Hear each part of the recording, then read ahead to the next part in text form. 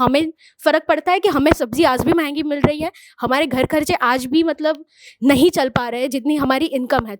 वो जो रोज कमा कर खाता है उसकी बात कर रहा हूँ, उसकी आय में क्या परिवर्तन आया? क्या आया है? वो पहले दिन में 200 कमाता था, क्या वो अब 500 कमा रहा है? लोगों को पूछते हैं कि आपको लगता है बेरोजगारी बढ़ गई है? अगर जिसको सवाल पूछा गया है वो बेरोजगार है तो वो कहेगा हाँ, ये सरकार कुछ नहीं कर रही है, बेरोजगारी बहुत बढ़, देखो मैं बेरोजगार हूँ। अब उसको आप पूछेंगे कि तुमने क्या पढ़ाई की है तो वो कहेगा मैंने मास्टर्स किया है। कि गुजरात को सेंटर से काफी फेवर्स मिल रहे हैं, जैसे कि अदानी अंबानी की बात करते हैं वो। अगेन इट्स अबाउट पॉलिटिक्स, है ना? तो कुछ तो कहना पड़ेगा कि भाई ये लोग जो हैं गुजरात से आए हैं तो गुजरात को प्रमोट कर रहे हैं। कि भारतीय जनता पार्टी प्रधानमंत्री नरेंद्र मोदी पर अति निर्भर है, ओवर डिपेंडेंट है। अभी और कितने साल, 10 साल, 15 साल? He is already into late 70s, Narendra bhai, right? अभी और कितने साल वो प्रधानमंत्री रह पाएंगे? इंडिया अलायंस बना है, उसमें बहुत सारे काफ़ी सारे राजनीतिक दल है और वो अपना अपना मैनिफेस्टो ला रहे हैं, लेकिन अलायंस का कोई एक कलेक्टिव मैनिफेस्टो नहीं आया है। तो अगर उनकी सरकार बनती है तो हम किस मैनिफेस्टो को इम्प्लीमेंट होते हुए देखेंगे? और सरकारें गिरती भी उसी की वजह से है, क्योंकि कॉमन मिनिमम प्रोग्राम चलाने के लिए बाकी के दलों को आप कितना साथ में लेकर चलते हैं उसके ऊपर है। अगर नहीं लिया तो कहेंगे कि नथी रमता आवजो, और सरकार गिर जाती है। लेकिन अगर हम बात करें राज्य स्तर पर तो भाजपा स्थिर सरकार देने में शायद असमर्थ रही है, हम ऐसा कह सकते हैं। जब विजय भाई को चेंज किया गया, भूपेंद्र भाई को लाया गया, तब ये सवाल पूछा गया था कि अरे यार ये तो कुछ बोलते नहीं है, ये तो बड़े शांत प्रकृति के आदमी है, पता नहीं ये कैसे क्या करेंगे। तो लोगों ने 156 बैठकें दे दी। तो महाराष्ट्र में एक बड़ा ही अजीब कह सकते हैं या एक फिनोमेना हुआ है कि दो पार्टियां दो टुकड़ों में टूट चुकी हैं। तो वो नेतृत्व अब लोगों को लगने लगा कि ये तो नेतृत्व नहीं है, जो बाल ठाकरे का नेतृत्व था ये तो ये नहीं है। तो वो ढूंढने लगे कि भाई ऐसा नेतृत्व कौन है। Then enter Shinde.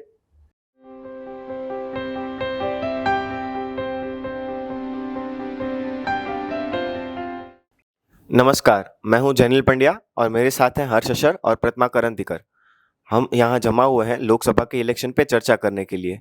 हमारे साथ है डॉक्टर शिरीष काशीकर जी। ये हैं एनआईएमसीजी के निर्देशक और गुजरात की धरती के जाने माने राजनीतिक विश्लेषक। सर, हम सबसे पहले तो बात करना चाहेंगे विचारधारा की। तो क्या आज के समय में जो विचारधारा है उसे नेता पीछे छोड़ चुके हैं? क्या विचारधारा को छोड़कर अब राजनीति भारत में हो रही है? जैसे कुछ राजनेता पहले अपने बच्चों की कसम खाकर ये कहते थे कि हम कुछ पार्टी के साथ गठबंधन नहीं करेंगे, लेकिन लोकसभा चुनाव से ठीक पहले उन्हीं पार्टी के साथ एक मंच पर नजर आते हैं। तो इस पे आपकी क्या राय है? देखिए, हमारे देश में अगर विचारधारा की और राजनीतिक विचारधारा की बात की जाए तो कई सारे प्रश्न हैं और आपका सवाल भी बहुत वाजिब है। पर अगर हम थोड़ा इतिहास में झांके तो ध्यान में आता है कि बेसिकली एक अंग्रेज द्वारा शुरू की गई पार्टी जिसे हम इंडियन नेशनल कांग्रेस कहते हैं, वो हमारे देश की सबसे पहली राजनीतिक विचारधारा की गंगोत्री रही, ऐसा हम कह सकते हैं। उसके बाद में फिर धीरे धीरे देश की आज़ादी के बाद धीरे धीरे कई सारे वैचारिक संघर्ष आए। कांग्रेस में से ही कुछ लोग जो हैं, कुछ नेता जो हैं अलग हुए, उनका अपना विचार था देश के प्रति, क्योंकि कांग्रेस जो है, ओरिजिनल कांग्रेस जो थी, एलन ओ ह्यूम ने जिसकी स्थापना की थी, वो कांग्रेस धीरे धीरे नष्ट होने लगी थी और उसके ऊपर लेफ्ट और जिसे हम साम्यवाद कहेंगे उसका रंग चढ़ने लगा था। और पंडित नेहरू जी के जो सभी विचारधारा और उनका जो शासन पद्धति थी वो उसका रिफ्लेक्शन भी था। और सब्सिक्वेंटली बाद में जो भी कांग्रेस की सरकारें आ रही थी उनके ऊपर भी इस विचार का काफ़ी बड़ा जो है वो एक प्रभाव रहा। तो उससे कुछ नेता जो हैं वो बाहर निकले, कांग्रेस में से बाहर निकले और उन्होंने कहा कि हम इस विचारधारा से सहमत नहीं हैं, क्योंकि ये विचारधारा बाहर से आई हुई है, ये भारत की विचारधारा नहीं है और ये जो है ये भारत के लिए नुकसानदेह है। तो एक अलग गुट भी हुआ जिसको जनसंघ कहा गया, जो राष्ट्रवादी विचार की बात कर रहा था, और उसमें भी कई सारे बड़े नेता आए और धीरे धीरे फिर कांग्रेस में भी टुकड़े होने लगे। पंडित नेहरू के जाने के बाद थोड़ा ठीक चला, फिर इंदिरा जी के आने बाद भी इंडियन नेशनल कांग्रेस के टुकड़े हुए, इंदिरा कांग्रेस, ये कांग्रेस, वो कांग्रेस, फिर उसके भी टुकड़े हुए, उसमें से जनता दल बना, फिर मंडल कमंडल, ये सब राजनीति आई। पर मेनली देश में तब तक, यानी अभी यूँ कहें 10-15 साल तक जो है, अगर विचारधारा की के संघर्ष की बात करें तो वो लेफ्ट वर्सेस राष्ट्रवाद ऐसी बात थी। राइट शब्द का मैं उपयोग नहीं करूंगा, क्योंकि राइटिस्ट एक्टिविज्म जो है, पॉलिटिकल एक्टिविज्म वेस्ट का, उसका हमारे भारत से कुछ लेना देना नहीं है। सो बेटर से राष्ट्रवाद, नेशनलिज्म, तो वो चलता रहा। पर अभी पिछले कुछ 10-15 सालों में हम एक नया फिनोमेना देख रहे हैं कि नए राजनीतिक पक्ष भी आए हैं। अब सबको राजनीति में आने का अधिकार है, सबको अपनी बात रखने का अधिकार है। नई पार्टियां भी आई। अब ये जो नई पार्टियां बनी, या तो वो किसी संघर्ष में से बनी, या तो वो किसी मूवमेंट में से बनी, या तो वो किसी एक्टिविज्म में से बनी। और आप जिस पार्टी की बात कर रहे हैं वो तो एक्टिविस्टों की ही पार्टी थी, या एक समूह था, उसमें से वो पार्टी बनी। तो उनके पास लोगों को बताने के लिए ऐसी कोई एक स्पेसिफिक विचारधारा नहीं थी, अभी भी नहीं है। राइट, कांग्रेस कह सकती है कि हम इस विचारधारा पर चलते हैं, हम सेक्युलर हैं, हम एक्स है वाई हैं। भाजपा ये कह सकती है कि हम राष्ट्रवादी विचारधारा में विश्वास रखते हैं, हम हिंदुत्व के ऊपर भी काम करते हैं, वगैरह वगैरह। पर अब जो कुछ नई पार्टी आई है, उनके पास ऐसा कोई स्पेसिफिक विचार नहीं है, राजनीतिक विचार नहीं है। वो अभी, क्योंकि हो सकता है कि शायद वो नई पार्टियां हैं, इसलिए अभी वो उनका कोई ऐसा स्पेसिफिक विचार धारा उनकी बनी ना हो। तो उसके चलते हुए ये सब होना अपेक्षित है। जो आप कह रहे हैं कि वो कह रहे थे कि हम इनके साथ नहीं जाएंगे, उनके साथ नहीं जाएंगे, अब उनके साथ जाकर बैठे हैं, तो ये होता है। और अल्टीमेटली देश में, अभी हमारे देश में जो पिछले कुछ सालों में हम राजनीति देख रहे हैं, वो बहुत ज़्यादा इलेक्टोरल पॉलिटिक्स बेस्ड है, तो चुनावी राजनीति जिसे हम कहते हैं, तो उसकी वजह से ये सब हो रहा है। अभी हम देख रहे हैं कि भाजपा भी कांग्रेस के कई सारे नेताओं को अपने यहाँ ला रही है। कुछ राज्यों में भाजपा के या दूसरी पार्टियों के नेता कांग्रेस में जा रहे हैं। जहाँ जिसकी जितनी शक्ति है वहाँ बाकी के लोग आ रहे हैं। और आम आदमी पार्टी की अगर बात करें तो उन्होंने पहले कहा था कि भाई हम किसी भी परिस्थिति में कांग्रेस के साथ नहीं जाएंगे, पर पहली सरकार उन्होंने कांग्रेस के साथ ही दिल्ली में बनाई, फिर इस्तीफा दिया, फिर खुद के बलबूते पर आए, और भी पंजाब में भी अब उन्होंने शासन किया। तो ये है।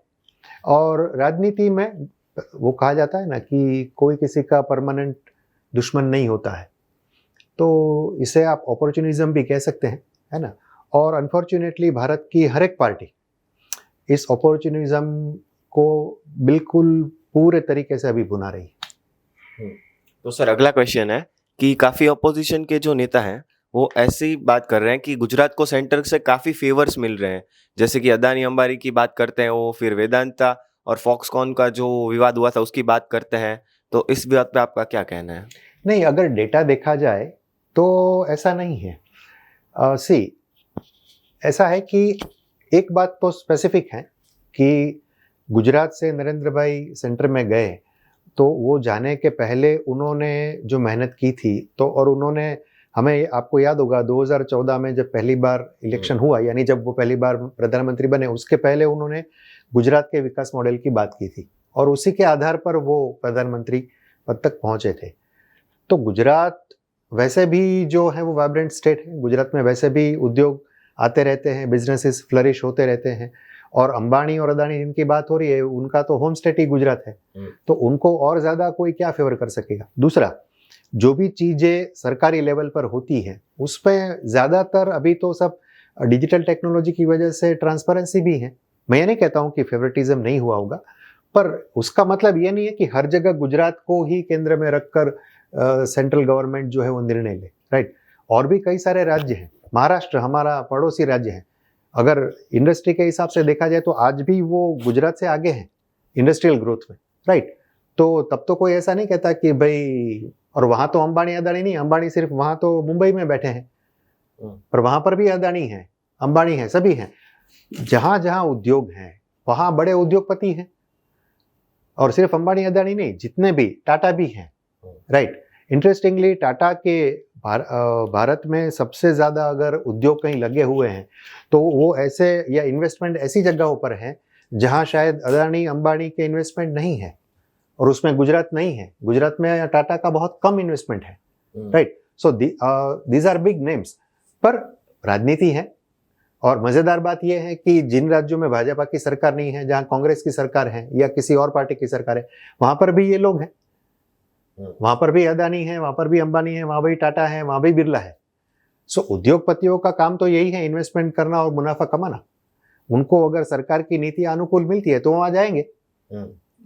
अब भाजपा अगर कहती है कि हमने इंडस्ट्री फ्रेंडली पॉलिसीज बनाई है, तो ऑब्वियसली वहां लोग जाएंगे। जैसे अभी आपने ये सेमीकंडक्टर की बात की, प्लांट की, तो उसमें तो कई सारे स्टेट जो हैं वो लाइन में खड़े हैं। अभी भी गुजरात में ही वो प्लांट आने वाला है, ऐसा कुछ गारंटी नहीं है, राइट। बात चल रही है, लेट अस सी, हो सकता है कोई और स्टेट और बढ़िया उनको ऑफर दे दे तो वो प्लांट वहां चला जाए। So again it depends on what infrastructure you have.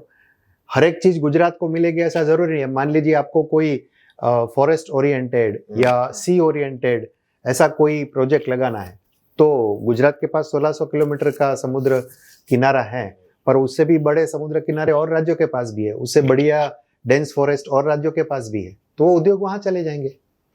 तो ऐसा जरूरी नहीं। अगेन इट्स अबाउट पॉलिटिक्स, है ना। तो कुछ तो कहना पड़ेगा कि भाई ये लोग जो हैं गुजरात से आए हैं तो गुजरात को प्रमोट कर रहे हैं, पर ऐसा नहीं है, ऐसा हो भी नहीं सकता, क्योंकि हम we are a federal state, we are democracy. तो होगा 19-20 हुआ होगा, मैं नहीं कह रहा हूँ, पर सभी पूरा बेनिफिट जो है वो सिर्फ गुजरात को ही मिलेगा, ये तो पॉसिबल ही नहीं। तो सर, जैसे इन्वेस्टमेंट की बात हो रही है, तो मैं थोड़ा फोकस शिफ्ट करना चाहूँगी इकोनॉमी पर। तो पिछले कुछ सालों में हमारे देश की इकोनॉमी बहुत ज़्यादा बूम कर रही है।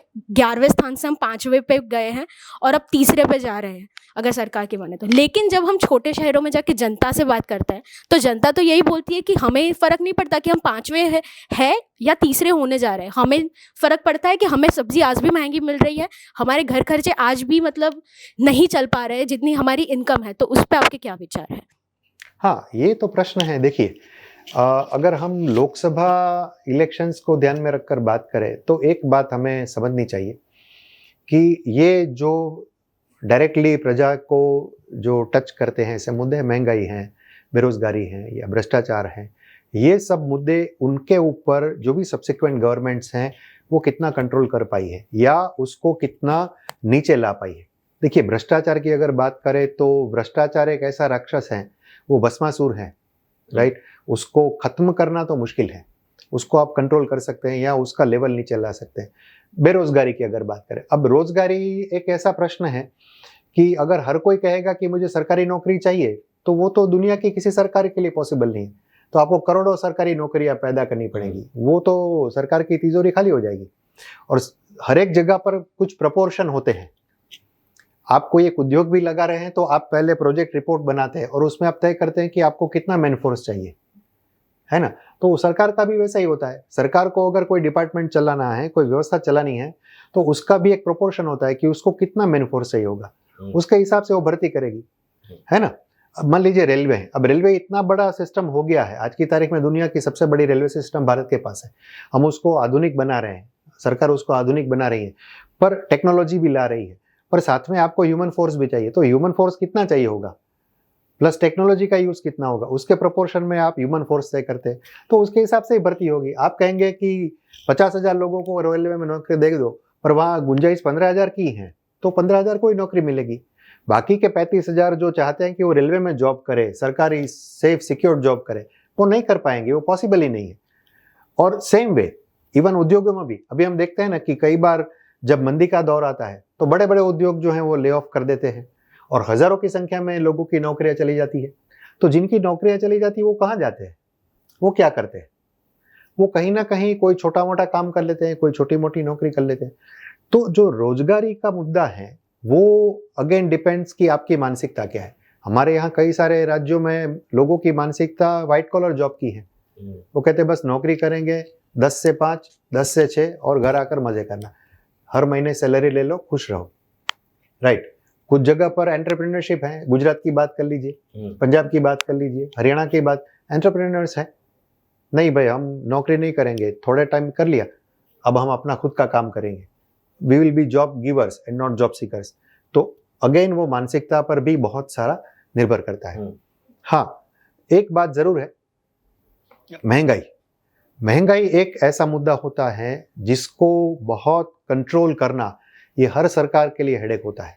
ये इस सरकार के लिए भी वो हेडेक ही है, राइट। हाँ, एक बात जरूर है, सरकार बीच बीच में आंकड़े जारी करती रहती है, बताती रहती है कि इन्फ्लेशन रेट कम हो गया है, सब्जियों के भाव कम हो गए हैं, दाल आटे के भाव जो हैं वो कंट्रोल में है। अगर आप पिछली सरकारें 20 साल पहले कांग्रेस की सरकार थी, उसके साथ आज की सरकार का जो भाव जो हैं, रेट हैं चीज़ों का, उसका मिलान करेंगे तो आपको महंगाई लगेगा। पर हमें ये भी देखना चाहिए कि हर समय धीरे धीरे महंगाई या इन्फ्लेशन जो है वो कम ज़्यादा होता ही रहता है।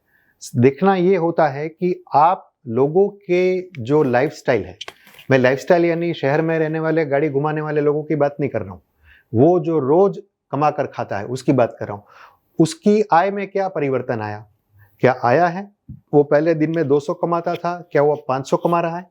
वो 500 कमा रहा है, उसमें से वो कितना ब्याज भर रहा है, उसका कितना पैसा खर्च हो रहा है और कितना पैसा वो बचत कर पा रहा है, इसको भी देखना चाहिए। अगर वो ठीक हुआ है, क्योंकि कई सारी बातें ऐसी है ना कि हम बहुत स्पेसिफिक सवाल पूछते हैं, लोगों को पूछते हैं कि आपको लगता है बेरोजगारी बढ़ गई है? अगर जिसको सवाल पूछा गया है वो बेरोजगार है तो वो कहेगा हाँ, ये सरकार कुछ नहीं कर रही है, बेरोजगारी बहुत बढ़, देखो मैं बेरोजगार हूँ।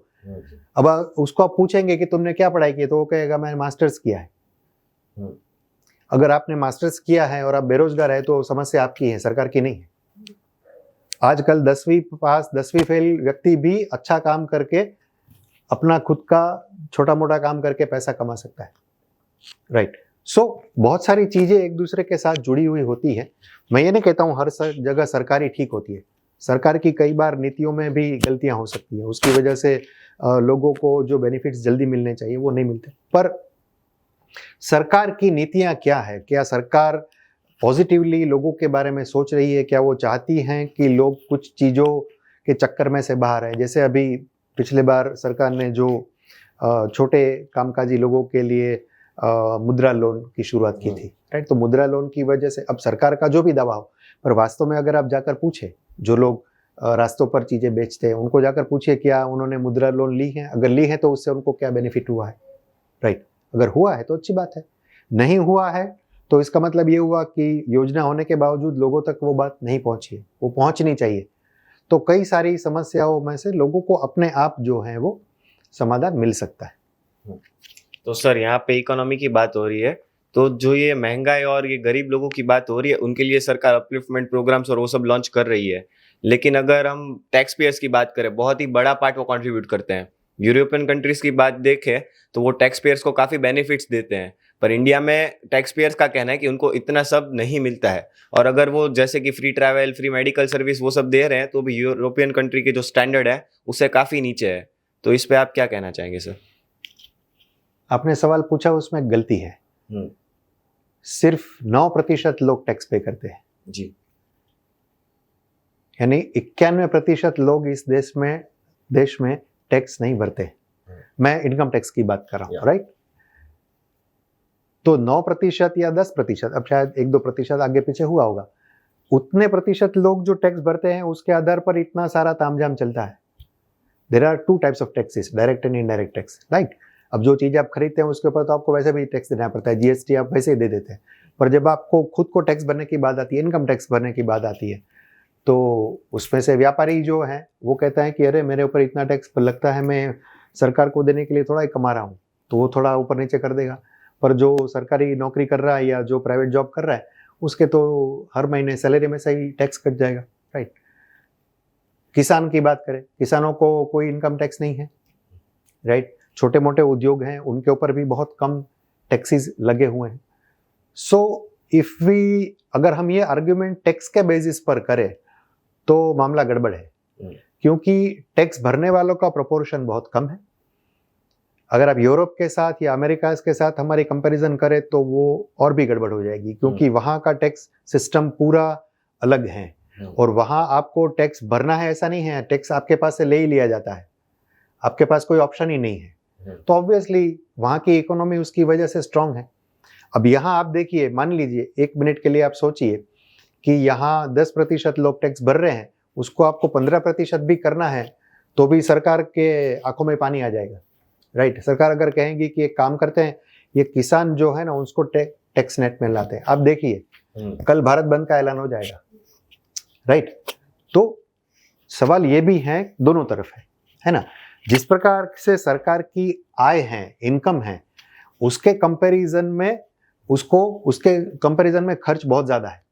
उसको इंफ्रास्ट्रक्चर पे बहुत खर्च करना पड़ता है, उसको सरकारी कर्मचारियों के पगार पर बहुत ज़्यादा खर्च करना पड़ता है, उसको हेल्थ केयर सिस्टम पर बहुत ज़्यादा खर्च करना पड़ता है, जो उसकी जिम्मेवारी है। वो कोई उपकार नहीं कर रही है हमारे ऊपर, राइट। कॉन्स्टिट्यूशनली वो उसकी जिम्मेवारी है, पर जिम्मेवारी पूरी करने के लिए भी पैसा तो चाहिए। पैसा नहीं है तो फिर क्या करेंगे आप कहीं से लोन लेंगे, कहीं से उधार उठाएंगे, फिर क्या होगा? लोन या उधार लेंगे तो भी वो तो वापस तो करना ही है ना। कोई आपको ग्रांट तो नहीं दे रहा, आप वर्ल्ड बैंक के पास से पैसा लाएंगे तो वर्ल्ड बैंक भी आपको बहुत ही कड़ी शर्तों पर पैसा देगी। इंटरनेशनल मॉनेटरी फंड से पैसा लाएंगे तो वो भी आपके ऊपर बहुत सारे सैंक्शंस लगाए, तब आपको पैसा देंगे। ये हमारा पड़ोसी पाकिस्तान देख लीजिए, आज उसकी क्या हालत है। दुनिया भर के सैंक्शंस लगाकर दुनिया भर की एजेंसियां उसको पैसा दे रही है, क्योंकि उसको पता है कि ये कंगाल हो गया है। भारत उस डेट ट्रैप में ना चला जाए, वो देखना सरकार की जिम्मेवारी होती है ना।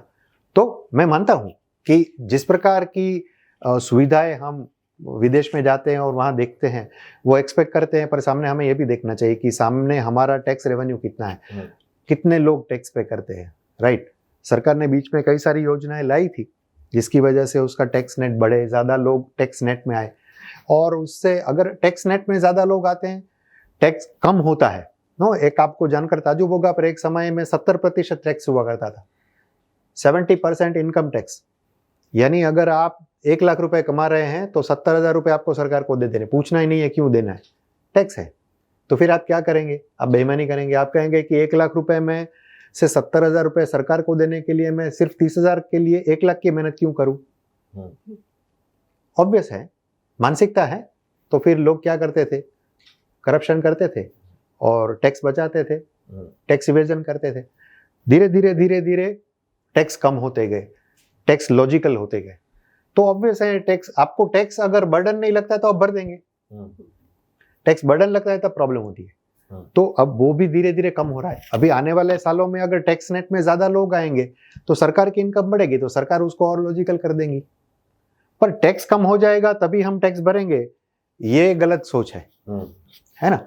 तो लेट अस सी, आने वाले समय में जो भी सब्सिक्वेंट सरकारें आती हैं, वो टैक्स को लेकर क्या उनकी सोच है, उसके आधार पर और भी कई सारी सुविधाएं। पर एक बात है, चारवाक ऋषि ने कहा था कि घी पियो, और घी खरीदने के लिए आपको जितना कर्जा लेना पड़े ले लो, घी पियो, मस्त रहो, मर जाने के बाद तुमको कौन पकड़ने आने वाला है। वो चारवाक ऋषि और समाज के लिए ठीक बात है, सरकार के लिए वो बात ठीक नहीं है। सर, अभी चुनाव का मौसम चल रहा है, अभी 19 अप्रैल से मतदान के चरण भी शुरू हो जाएंगे। तो जब अभी चुनाव आते हैं तो कई नारे भी लगते हैं, जैसे 2014 में भारतीय जनता पार्टी का नारा था सबका साथ सबका विकास, फिर 19 में सबका साथ और सबका विकास के साथ जुड़ गया सबका विश्वास और सबका प्रयास, और अभी 2024 में भारतीय जनता पार्टी का नारा है मोदी की गारंटी। तो क्या हम ये कह सकते हैं कि भारतीय जनता पार्टी प्रधानमंत्री नरेंद्र मोदी पर अति निर्भर है, ओवर डिपेंडेंट है, और क्या भारतीय जनता पार्टी के पास मोदी जी के अलावा कोई चेहरा नहीं है जो वो प्रोजेक्ट कर सके? ओवर डिपेंडेंस तो नहीं कह सकते, क्योंकि देखिए अल्टीमेटली सरकार के मुखिया वो हैं। 2014 में भी उन्हीं को फेस बनाकर बीजेपी सत्ता में आई थी। उस वक्त भी जो आज कह रहे हैं, वो 2014 में भी वही सवाल था कि बीजेपी के पास ऐसा कौन सा चेहरा है, क्योंकि उस वक्त 2014 में स्थितियां ऐसी थी कि यूपीए सरकार जो है वो भ्रष्टाचार और दुनिया भर के स्कैम्स के चक्कर में घिरी हुई थी और विपक्ष ने उसको घेर रखा था। पर विपक्ष का क्रेडिबल फेस कौन, या एनडीए का क्रेडिबल फेस कौन? तो वो नरेंद्र भाई बनकर उभर आए थे, राइट। और धीरे धीरे वो भाजपा का, एनडीए और भाजपा का वो चेहरा बन गए। आज 10 साल के बाद भी वही सवाल है। पर अब जो है 10 साल में एक परिवर्तन ये आया है कि उन्होंने जो भी इन 10 सालों में 2 चुनाव हुए, उसमें उन्होंने जो भी प्रोमिसेस किए थे या इलेक्शन मैनिफेस्टो में जो बात कही थी, उनमें से कई सारे मुद्दों को उन्होंने ठीक ठाक तरीके से सॉल्व भी कर दिया है। तो यहाँ 2 चीजें हैं, उनका चेहरे की क्रेडिबिलिटी और क्यों बढ़ी है, उनके ऊपर डिपेंडेंस क्यों बढ़ा है, उसके पीछे एक बड़ा कारण ये है। मैं आपको याद करवाऊं, पहली बार जब एनडीए की सरकार आई थी 90s में अटल जी के नेतृत्व में, जब वो 5 साल पूरे चली वो सरकार, उसके पहले 2 बार आई थी, वो नहीं, 5 साल जो सरकार चली, उस वक्त भी ये सवाल आए थे कि भाई अटल जी से बड़ा तो कोई नेता नहीं है, ना बीजेपी के पास है, ना विपक्ष के कोई और नेता है जो अटल जी के स्टेचर का हो। पर फिर भी बाद में एनडीए की सरकार नहीं आई, पहली बार आ गई, उसके बाद फिर सब्सिक्वेंटली जो है वो कंटिन्यूअस 10 साल तक यूपीए की सरकारें आई। खुद अटल जी अपने आप में कोई एक बड़ा क्रेडिबल फेस एनडीए या बीजेपी के लिए नहीं बन पाए। क्यों? क्योंकि उनके पास इतने सारे एनडीए में इतने सारे घटक थे कि उन सबको संभालते संभालते ही अटल जी थक गए, राइट। और उसी पर से बोधपाठ बीजेपी ने इस बार ये लिया 2014 में कि एनडीए का कद उतना ही रखो जितना हम संभाल पाए, और कोशिश ये करो कि भाजपा का बलबूते पर ही हम चुनकर आए। अब भाजपा के बलबूते पर अगर चुनकर आना है और स्टेबल गवर्नमेंट देनी है तो उसके लिए भाजपा को ही स्ट्रांग होना पड़ेगा, और भाजपा को अगर स्ट्रांग होना है तो उसके लिए उसके पास एक क्रेडिबल फेस चाहिए, और ऑब्वियसली क्रेडिबल फेस नरेंद्र भाई है। आज भी 2024 में अब ये परिवर्तन जो आया है वो ये है कि एक क्रेडिबल फेस बनकर बीजेपी और एनडीए का, देखिए आप कहीं पर भी भाषण सुनिए, राइट, वो कभी बीजेपी की बात नहीं करेंगे, वो एनडीए की बात करेंगे, because he is representing NDA and not just BJP, right, क्योंकि उनको साथी जो दल हैं उनको भी साथ में रखना है, पर चूंकि वो बीजेपी से है तो ऑब्वियसली बीजेपी का फेस है। पर ये सब चीजें हुई हैं तो उसकी वजह से उनके ऊपर डिपेंडेंस डेफिनेटली बढ़ा है, और ये बात भी है कि व्हाट नेक्स्ट, राइट, अभी और कितने साल, 10 साल 15 साल, he is already into late 70s Narendra bhai, right, अभी और कितने साल वो प्रधानमंत्री रह पाएंगे, या चलिए प्रधानमंत्री छोड़ दीजिए, वो कितने साल और पॉलिटिक्स में रह पाएंगे, काम कर पाएंगे। तो now BJP needs second cadre, right, उनका स्थान ले पाए ऐसी एक कैडर चाहिए होगी। अब उसके लिए तो डेफिनेटली जैसे 2014 में भी गोवा में जो राष्ट्रीय कार्यकारिणी हुई थी, तब जो बीजेपी में माहौल था, शायद अभी वो माहौल फिर से होगा कि भाई अब इनके बाद 5 साल 10 साल के बाद और कौन, लेट अस वेट, कौन। सर, आपने जो ये बात की कि न्यू जनरेशन चाहिए, और बीजेपी की आदत है सरप्राइज थ्रो करने की। 2019 में जैसे कि एस जयशंकर है, उनकी सरप्राइज एंट्री हुई थी मिनिस्ट्री में, तो इस बार अगर एनडीए की सरकार आती है तो आप कौन से नए फेस या फिर कोई सरप्राइज फेसेस आप देखते हैं मिनिस्ट्री में आते हुए? नहीं, एस जयशंकर जी का आना सरप्राइजिंग नहीं था, चूंकि सुषमा जी किडनी एलिमेंट से परेशान थी और उनका अकाल निधन भी हो गया। चूंकि वो जिस स्थिति में से गुजर रही थी, उन्होंने भी शायद प्रधानमंत्री को बताया था कि अब उनको उनका कोई ऑप्शन ढूंढ लेना चाहिए, और वो अनफॉर्चुनेटली चली गई, वरना वो she was one of the best foreign ministers, right. तो जब वो उन स्थितियों में से गुजर रहे थे तभी शायद नरेंद्र भाई ने निर्णय ले लिया था कि अब इनका ऑप्शन क्या है। तो जयशंकर जी उस वक्त फॉरेन सेक्रेटरी थे और फिर उनको इस्तीफा दिलवाया गया, चूंकि अब फॉरेन सेक्रेटरी थे, करियर डिप्लोमेट थे, so he knew everything about foreign policies, right, and then he was shifted as a foreign minister. तो उसके पीछे कारण ये था क्योंकि एक ऐसा चेहरा चाहिए था जो फॉरेन पॉलिसी के बारे में भारत की बात जो है वो स्ट्रांगली रखे, और लकीली और फॉर्चुनेटली वो एक सही चॉइस साबित हुए, हम देख रहे हैं अभी, राइट। तो अब आगे जो हैं वो तो बीजेपी की जो भी रणनीति, जो अभी आपने पूछा कि दे थ्रो द सरप्राइजेस, पर इस बार जिस प्रकार से mid 40s, mid 50s and above 60s के कैंडिडेट्स को टिकट्स दिए गए हैं, राइट। कुछ जैसे अभी 2 हमारे यहाँ के गुजरात के कैंडिडेट की बात करें जो पिछली बार राज्यसभा से गए थे, परसोत्तम रूपाला और Mansukhbhai Mandaviya, right, both of them were central ministers, they went from Rajya Sabha quota. अभी इस बार दोनों को टिकट दिए गए, तो ऑब्वियस है अगर वो दोनों जीतते हैं तो अब लोकसभा में से वो जाएंगे और मिनिस्टर बनेंगे, ऑब्वियसली दोनों मिनिस्टर बनेंगे क्योंकि इस बार भी वो कैबिनेट मिनिस्टर हैं। तो राज्यसभा में फिर कोई नए चेहरे जो है उनको लाया जाएगा। तो इस बार जिन लोगों को टिकट दिया गया है उनमें से ही मिनिस्टर्स बनेंगे। प्रधानमंत्री तो खैर तय ही, और अमित भाई भी मोस्ट प्रोबेबली फिर से अगर सरकार आती है तो होम मिनिस्टर बनेंगे ही। राजनाथ सिंह भी फिर से डिफेंस मिनिस्टर बन सकते हैं, या हो सकता है कि बाकी की कैबिनेट में थोड़ा रिशफलिंग हो, we don't know, again that has to be decided by the prime minister. पर अभी जो लोग दिख रहे हैं, हाँ एक बात जरूर है, जैसे मैंने अभी कहा कि व्हाट नेक्स्ट, ये हो सकता है कि कुछ यंग फेसेस जो हैं वो इस बार कैबिनेट में डेफिनेटली आए। हो सकता है राज्य कक्षा के मंत्री का पद उनको मिले या कैबिनेट मिले। जैसे अभी हम गुजरात की बात करें, गुजरात में यंगेस्ट कैबिनेट मिनिस्टर हर्ष संघवी है। Is the youngest, he is below 40 but is cabinet minister. हो सकता है कि सेंट्रल में भी ऐसा कोई प्रयोग हो कि कुछ एमपी जो फ्रेश हैं या 2-3 टर्म्स हो गई हैं तो उनको मिनिस्टर बनाया जाए। तो सर, जैसे कि मेरे मित्र ने बात की मैनिफेस्टो की, तो मैं उस पर ही थोड़ा आगे चर्चा को लेके जाऊंगी। जो अभी बीजेपी को काउंटर करने के लिए इंडिया अलायंस बना है, उसमें बहुत सारे काफ़ी सारे राजनीतिक दल है और वो अपना अपना मैनिफेस्टो ला रहे हैं, लेकिन अलायंस का कोई एक कलेक्टिव मैनिफेस्टो नहीं आया है। तो अगर उनकी सरकार बनती है तो हम किस मैनिफेस्टो को इम्प्लीमेंट होते हुए देखेंगे? ये तो इंडिया गठबंधन को ही तय करना पड़ेगा कि वो कौन सा मैनिफेस्टो लाना चाहेंगे। बट अगर ऐसा होता है तो उसके लिए फिर मैनिफेस्टो नहीं होता है, it is called common minimum programme. I still remember जब पहली बार जनता दल की सरकार बनी थी वीपी सिंह की, राइट, तो उसमें बड़ा मज़ेदार मामला ये था कि वीपी सिंह की सरकार जो है वो कहने को जनता दल की सरकार थी, पर उसको सपोर्ट जो है वो लेफ्ट और बीजेपी दोनों ने किया था। It was supported by 2 different ideologies. Left ने भी सपोर्ट किया था और बीजेपी ने भी सपोर्ट किया था। तो अब सरकार कैसे चलाएंगे?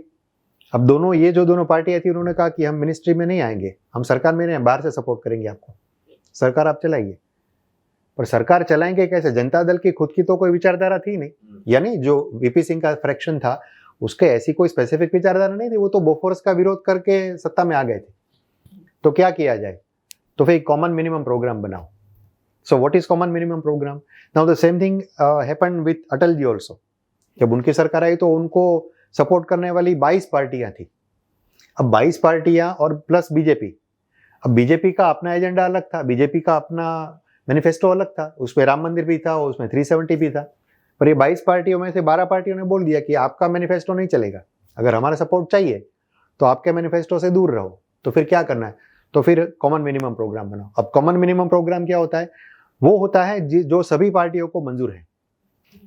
ऐसी कुछ चीजें होती है ना जो सभी पार्टियां मंजूर करती है कि हाँ इतनी चीजें आप कीजिए, इसमें हमारा कोई वैचारिक संघर्ष नहीं है। उदाहरण के तौर पर अगर एनडीए की सरकार थी अटल जी वाली, तो उसमें अगर वो 370 की बात कर दे तो बाकी की कई सारी पार्टियों ने कहा कि नहीं अटल जी, 370 आपका है मैनिफेस्टो, हम नहीं। क्योंकि कश्मीर में से अब्दुल्ला की पार्टी उसमें थी, उसने कहा नहीं नहीं, कश्मीर में 370 की बात आप हमारे साथ रहते हुए नहीं कर पाएंगे। राम मंदिर, तो कुछ लोगों ने कहा नहीं नहीं नहीं, लेट अस बी ए सेक्युलर, राम मंदिर की बात अभी हम नहीं करना। तो वो 5 साल में वो बीजेपी का मैनिफेस्टो चला ही नहीं, जो भी चला वो कॉमन मिनिमम प्रोग्राम था। So if at all India गठबंधन आता है तो उनको एक कॉमन मिनिमम प्रोग्राम बनाना पड़ेगा जिसमें सभी पार्टियां जो कांग्रेस को या जो बड़े दल को सपोर्ट कर रही हैं, राइट, उस गठबंधन में एक बड़ा दल होगा, बाकी सब उसके साथ रहेंगे। तो बड़ा दल जो है उसके मैनिफेस्टो को थोड़ा ठीक करके बाकी सभी की जो विचार है उसका एक कॉमन मिनिमम प्रोग्राम बनाना पड़ेगा और फिर वो सरकार चला पाएंगे। और उसमें भी बड़ा जोलजाल रहता है, वो कहने के लिए कॉमन मिनिमम प्रोग्राम रहता है, बट अल्टीमेटली जो बड़ा दल है वही डोमिनेट करता है और सरकारें गिरती भी उसी की वजह से है। क्योंकि कॉमन मिनिमम प्रोग्राम चलाने के लिए बाकी के दलों को आप कितना साथ में लेकर चलते हैं उसके ऊपर है। अगर नहीं लिया तो कहेंगे कि नहीं रमता आवजो, और सरकार गिर जाती है। तो सर, जैसे अभी आपने बात की अटल जी की, फिर बात की जनता दल की, तो देश ने गठबंधन वाली सरकारें 90 के दशक में और अर्ली 2000s में बहुत देखी और राजनीतिक अस्थिरता भी उसके कारण थी। लेकिन अभी पिछले 10 साल से जो एनडीए की नरेंद्र भाई मोदी की सरकार है, उसने एक स्थिर सरकार 10 साल में देश को दी है। लेकिन अगर हम बात करें राज्य स्तर पर, तो भाजपा स्थिर सरकार देने में शायद असमर्थ रही है, हम ऐसा कह सकते हैं। क्योंकि जैसे काफ़ी एक्सपेरिमेंट्स होते हैं मुख्यमंत्री के चेहरे पर, फिर उसमें अंदर अंदर ही असहमति बनती है और फिर अचानक ही कुछ नए चेहरे को सामने ला सकते हैं। जैसे गुजरात में हुआ था, विजय भाई को बदल दिया गया था भूपेंद्र भाई से। फिर उत्तराखंड में भी 2 बार मुख्यमंत्री बदले गए, त्रिवेंद्र सिंह रावत थे, फिर उसके बाद नए चेहरे आए, फिर अभी पुष्कर सिंह धामी है। और कर्नाटक में भी येदियुरप्पा जी को इस्तीफा देना पड़ा था और फिर बसवराज बोम्माई मुख्यमंत्री बने थे। तो क्या हम ये कह सकते हैं कि भाजपा राज्य स्तर पर स्थिर सरकार देने में असमर्थ रही है? नहीं, देखिए, राजनीतिक अस्थिरता और पार्टी के अंदर फैक्शंस बनना और वो सतह पर आना दोनों चीज अलग है।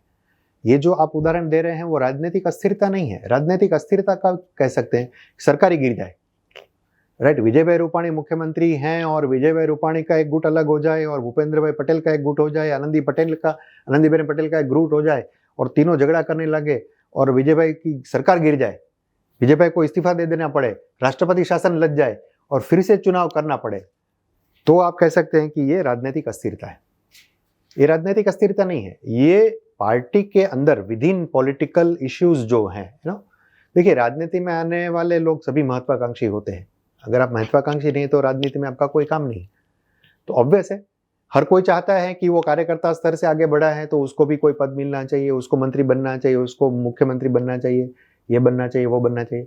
पर हर कोई जो है वो टॉप तक नहीं पहुंच पाता। हर एक का कोई ना कोई मन में कुछ ना कुछ समस्या रहती है, तो उसके चलते हर एक पॉलिटिकल पार्टी ये फेस करती है। भाजपा ने, अगर हम गुजरात की बात करते हैं, बाकी के राज्यों में भी ये हुआ है, उन्होंने चेहरे बदले हैं, राइट, क्योंकि उनको सरकार बचानी थी। विजय भाई रूपाणी को बदल दिया गया क्योंकि भाजपा को ऐसा लगने लगा था कि जो कोरोना काल में विजय भाई थे, मुख्यमंत्री विजय भाई थे, तो कोरोना काल का हो सकता है कि असर जो है वो इलेक्शन पर पड़े। उसमें कई सारी समस्या आई थी, सरकार ने अपने तरीके से हैंडल करने की कोशिश की, पर वो काल बड़ा खतरनाक था, हम सब जानते हैं। तो भाई लोगों के दिमाग में से ये पूरी बात ही निकाल दो।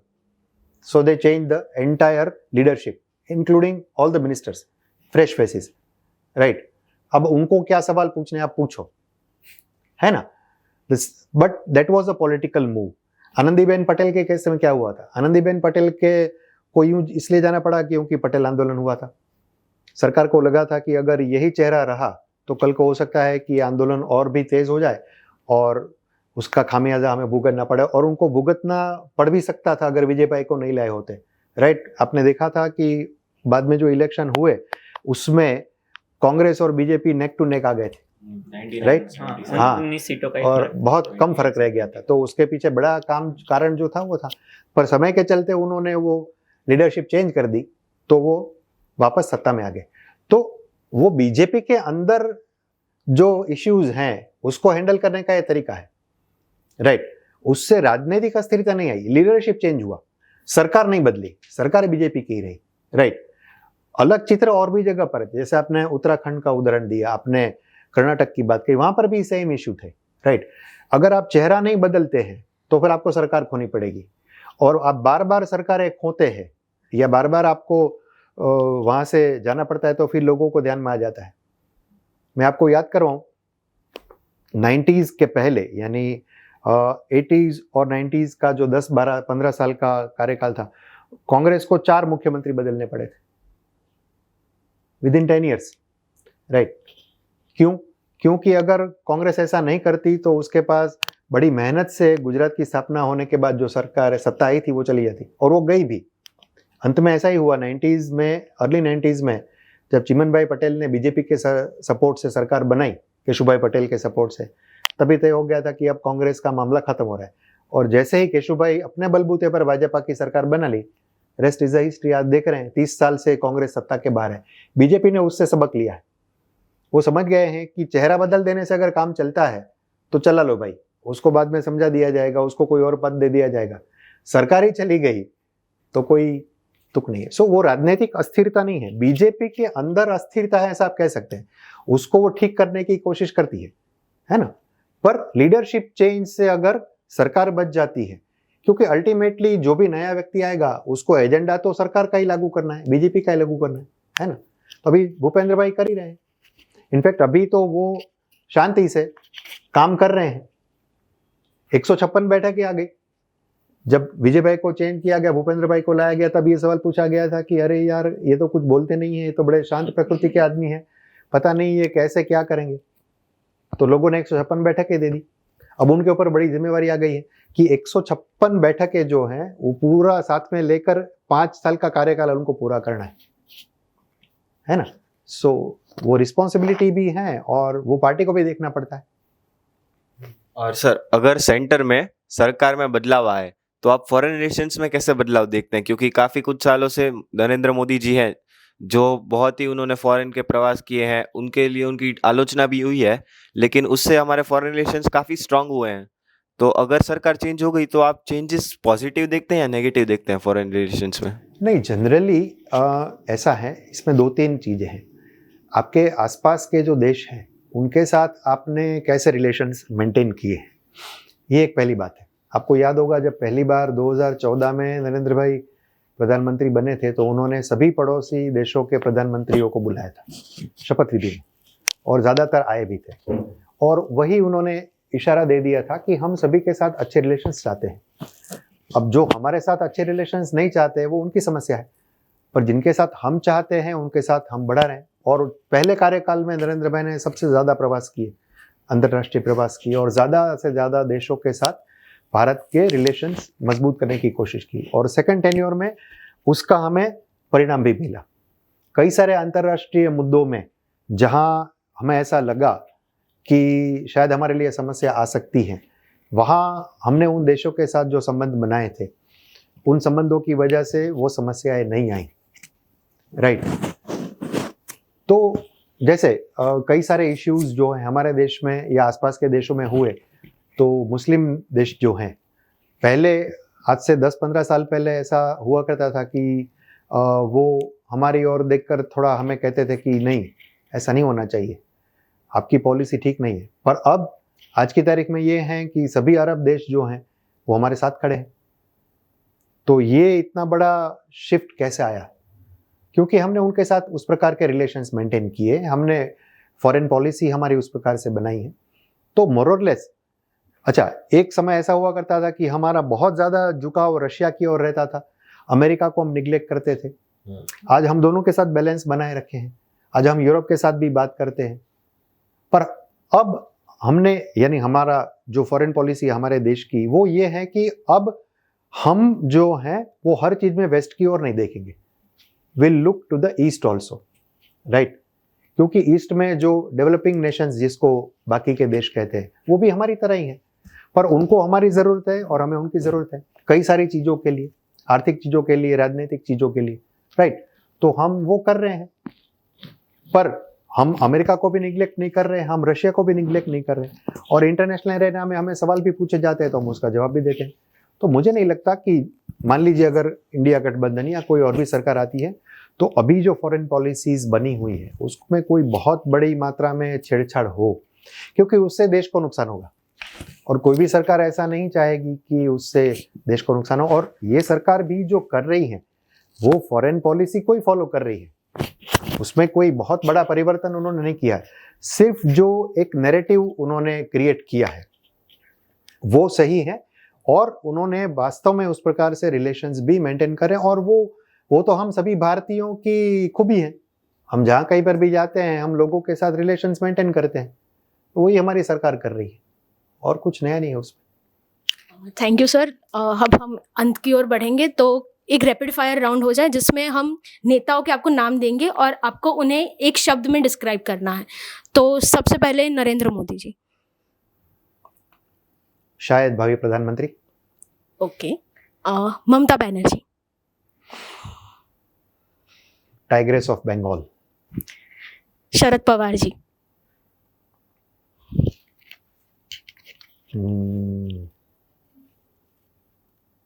क्या कहेंगे हम, श्रूड पॉलिटिशियन।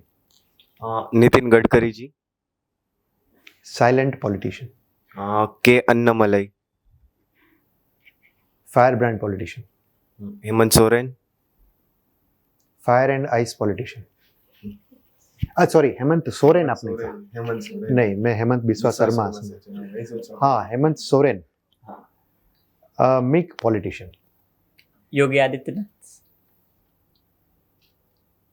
फायर ही fire. Amit Shah. Cool and shrewd politician. Uddhav Thackeray. थका हुआ politician. Jagan Mohan Reddy. Budding politician, Farooq Abdullah. Again थका हुआ politician. So rapid fire round is over. Now back to the questions again.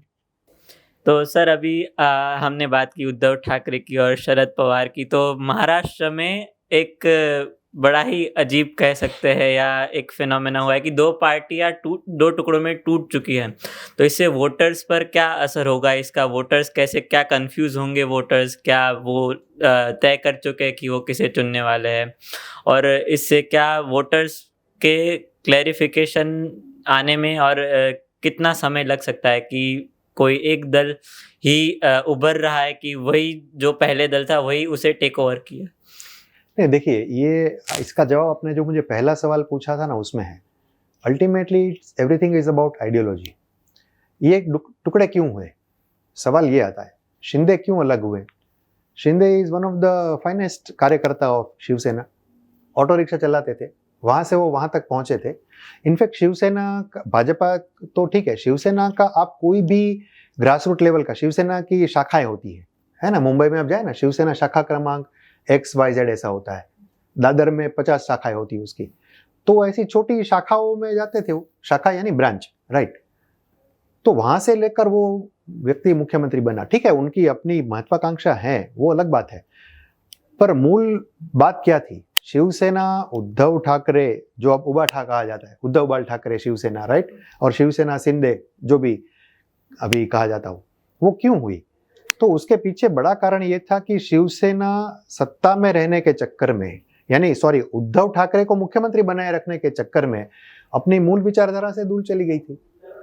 Congress और एनसीपी का जब उसने सपोर्ट लिया तभी वो तय हो गया था कि बहुत जल्द उसका पतन तय है. पर वो इस प्रकार से पतन हो जाएगा ये तो शायद उन्होंने भी नहीं सोचा था. और उसके पीछे कारण वो खुद हैं, है ना. उनको पता है कि जिनकी राजनीतिक विचारधारा आपसे बिल्कुल विरुद्ध है, उनका आप सपोर्ट लेकर चलेंगे तो वो आपको इसलिए सपोर्ट कर रहे हैं क्योंकि उनको भी सत्ता में बने रहना है, और वो आप उसी शर्त पर आपको सत्ता में रखे हुए हैं कि आप उनकी बात माने, राइट. तो जो सामान्य शिव सैनिक था उसको भी समझ में आने लगा कि जिस चीज का जिंदगी भर वो लोग विरोध करते आ रहे हैं, अब वो चीज उनको करनी पड़ रही है, राइट. वो कैसे सहन करेगा? और इन जनरल अगर बीजेपी के कार्यकर्ता की कंपैरिजन में शिवसेना की बात करें तो शिवसेना का कार्यकर्ता थोड़ा ज्यादा एग्रेसिव रहता है. वो बहुत चीजों को ज्यादा कॉम्प्रोमाइज नहीं करता है क्योंकि उसके नेता भी वैसे ही है. तो वो नेतृत्व अब लोगों को लगने लगा कि ये तो नेतृत्व नहीं है, जो बाल ठाकरे का नेतृत्व था ये तो ये नहीं है. तो वो ढूंढने लगे कि भाई ऐसा नेतृत्व कौन है. Then enter Shinde. And obviously अब जो बीजेपी का वहाँ का जो लोकल नेतृत्व है, वो फडणवीस वगैरह, वो तो चाणक्य साबित हुई हैं. वो तो देख ही रहे थे कि कब इसमें टुकड़े करवाए जाए. उन्होंने शिवसेना में टुकड़े नहीं करवा दिए, एनसीपी में टुकड़े करवा दिए, अजित पवार को भी लेके आए, राइट. अब अजित पवार का मामला जो है वो शिवसेना जैसा नहीं है. Is 100% opportunist, right. तो वो शरद पवार के भतीजे हैं. तो वो आए हैं, वो सिर्फ सत्ता के लिए आए हैं. शिंदे का मामला थोड़ा अभी भी वैचारिक है, राइट. और वो तो चाहते थे, फडणवीस चाहते थे कि भाई ये आ जाए तो बीजेपी और शिवसेना जिस विचारधारा से पहले 90s में मिले थे, पहली बार उन्होंने सत्ता बनाई थी, तो उस विचारधारा के लोग आते हैं तो अच्छी बात है. और उनको सपोर्ट में फिर वो पवार को भी लेकर आए.